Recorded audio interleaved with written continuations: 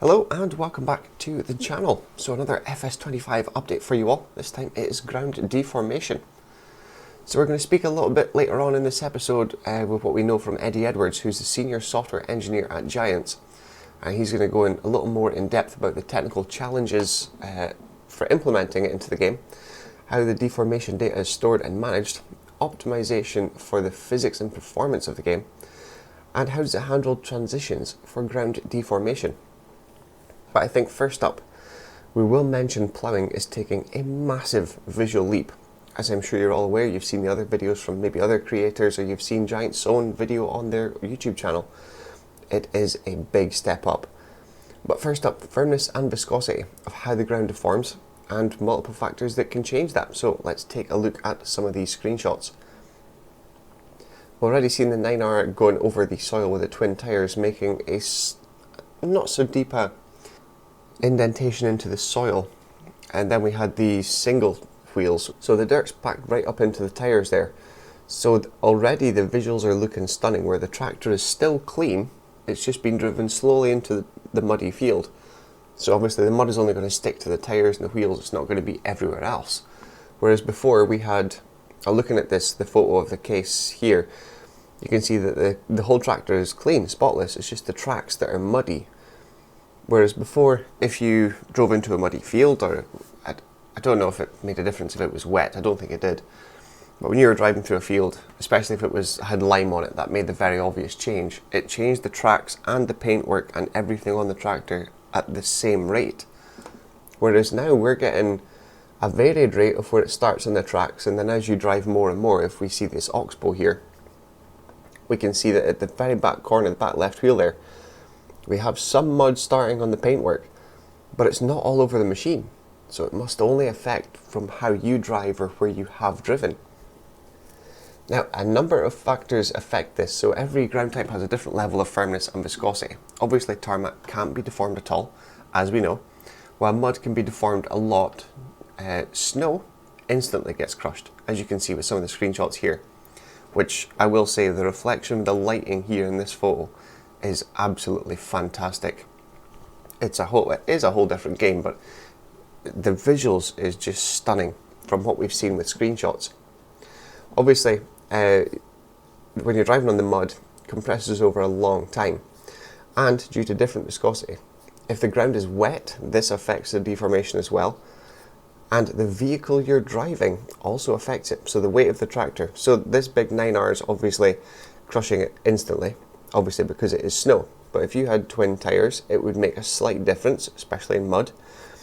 And the heavier the tractor as well, it will make a bigger difference. But it also mentions a slower moving vehicle will sink faster than a faster moving vehicle. So if you come to a stop in a field or you get bogged down, try and lift your implement and keep going and come back round again, because you'll more than likely get stuck, especially if it's wet. But how does this deformation affect the gameplay, and what will we feel? So for the first time, FS25 gives a real physical response from the terrain. You'll feel the tractor bumping over the ground, you'll see it creating ruts and tracks. And if you go back and drive over those ruts and tracks, you'll feel the same effect from them as well. It's also, as in real life, harder to steer if you've dug into the ground. Driving in the rain is going to be much more difficult than driving when it is sunny conditions. And as we already mentioned, your tyre configuration has a greater effect too. So you really need to consider which tyres are best to use, and your tractor, because of the weight as well, for different seasons and different types of field work. Now, on to ploughing. While the deformation on the soil is individual to the machines, their weight and other conditions such as rain, snow, sunny conditions, one field activity, the ploughing, is going to feel a whole lot different in FS25. So the ploughing now creates real physical furrows, which can only be seen more clearly on screen, but also affects the tractor when driving over them. This is where machines with caterpillar tracks, they come into their own now, as they can handle uneven ground so well. So the likes of your Case quad track with the 4 tracks, John Deere 8 and 9 RTs, the Fendt, I think is it the 1167T, or I can't remember the letter off by heart, but that one, the 2-track machine as well, they're going to be in a league of their own here. But does this also apply to implements you are pooling? So we know we've got like the Brent grain carts, the auger wagon. It's got equalizer tracks, so they are going to perform well. Assuming this translates into the equipment you're pulling as well, you would need tracks on your auger wagon. You would need tracks on your planter, potentially. Also tracks on a sprayer, like a top air sprayer. If you got that, tracks on that. How far does this go into depth with needing tracks to, you know, handle this uneven ground that's now been implemented? We don't know. That's just speculation. It might not even be, but I think it may be, because they've done so much work on this, which we can actually come to talk about just now. So, technical challenges in implementing ground deformation. I'm going to get kind of technical with what they've said here. I may not understand everything, but I'll give it a shot. So the ground deformation works in a grid size of 12.5 centimeters, which works out to 16 by 16K for a 2 kilometer map. There's various technical challenges with storing it effectively.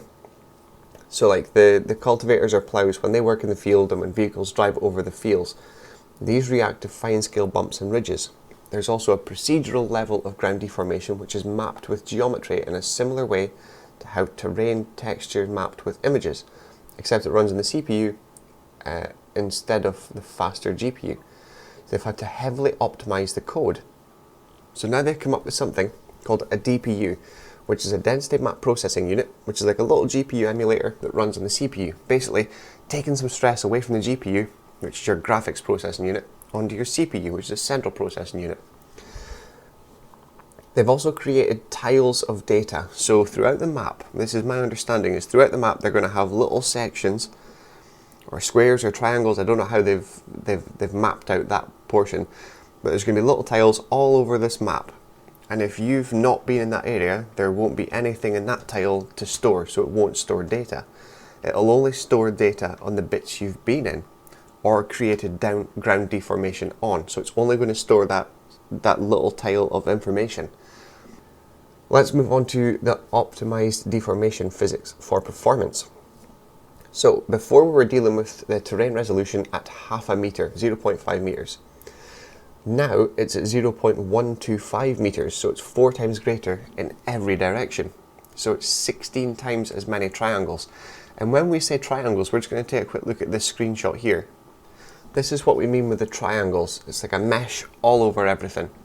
So this made our wheel versus terrain collision detection 16 times slower, because there's 16 times as much of the information. So they've now wrote a custom code. So all of the physics about the vehicle is now twice as fast as before with all the new features. And with the implementation of this new code, it's made it 30 times faster than the old code as well. And last up, we've got how does the game handle visual transitions for ground deformation? Well, obviously FS25 with this new mesh is a quad tree mesh.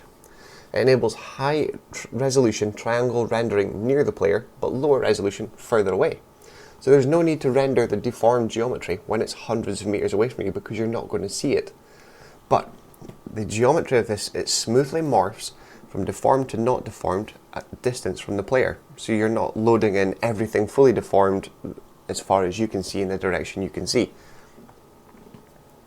It's still shaded and rendered into the terrain texture, so it's still visible, but not in the way you would think it is. So now, if you're 0.5 kilometer away looking at an AI worker in the field, you can see the tracks being left by them, which I think is going to be very cool. But it is very technical in what they go into. That was just a quick kind of from what I understood from it.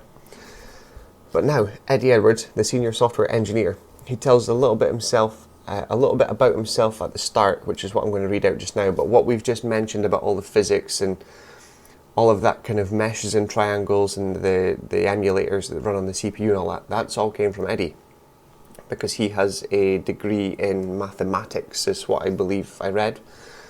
He said he's one of the senior engine programmers for Farming Simulator, and he's been at Giant since the early days of FS13. He's also created the original PlayStation 3 port and has been responsible for other ports of the Giant engine to PS4, PS5, Switch and iOS. He's very much the PlayStation guy. But he also works on cross-platform engine technology such as density maps, render, shading, compiler, some physics, audio, etc.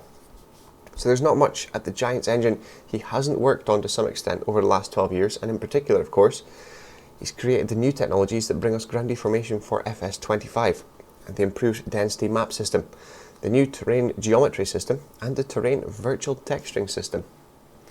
So that wraps up that look at the ground deformation for FS25.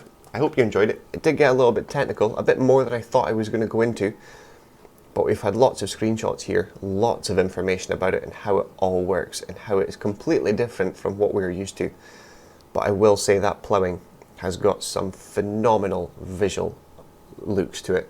The ground does deform as we spoke about, but it just looks stunning from the front side looking back into the first couple of moldboards of the plough.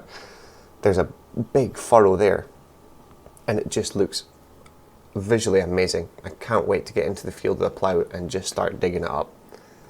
So we'll leave that video there. Hopefully we'll have another one later on today, which is going to be the vehicle fact sheets, because it is Fact Sheet Friday and it is the 1st of November.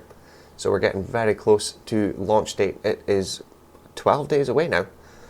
So very close and I can't wait. So thank you all very much for watching. I hope you enjoyed this one and we'll see you very soon for the fact sheets.